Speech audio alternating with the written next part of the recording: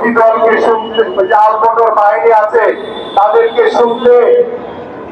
শুনেছি তাদের কাছ থেকে যে তারা নাকি পিয়ার পদ্ধতিতে নির্বাচন চায়। পিয়ার পদ্ধতি কাদের দরকার? যারা ওই মেম্বার হওয়ার যোগ্যতা নাই, যারা সদস্য হওয়ার যোগ্যতা নাই, তারা পিয়ার পদ্ধতিতে নির্বাচন চায়। তারা পিয়ার পদ্ধতি করে সংসদে যেতে চায়। এর চেয়ে বোকা মানুষ আর কেউ হতে পারে না।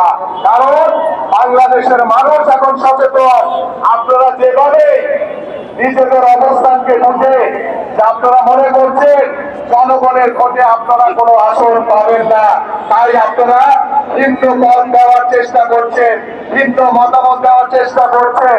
ওই ভিন্ন মতামত দিয়ে বাংলাদেশের জনগণকে আর কোনো বিভ্রান্ত করতে পারবেন না আপনারা। আমরা সকলে বাংলাদেশ জাতীয়তাবাদী দল বিএনপির ভারপ্রাপ্ত চেয়ারম্যান জনাব তারেক রহমানের নেতৃত্বে ঐক্যবদ্ধ রয়েছি। বাংলাদেশের মাটিতে যারাই কোনো ষড়যন্ত্র করবে, যারাই কোনো বিশৃঙ্খলা তৈরি করবে, আমরা ষড়যন্ত্র সকল মোকাবেলা করে সকলকে পরাভূত করে বাংলাদেশের জনগণের সরকার প্রতিষ্ঠা করব ইনশাআল্লাহ।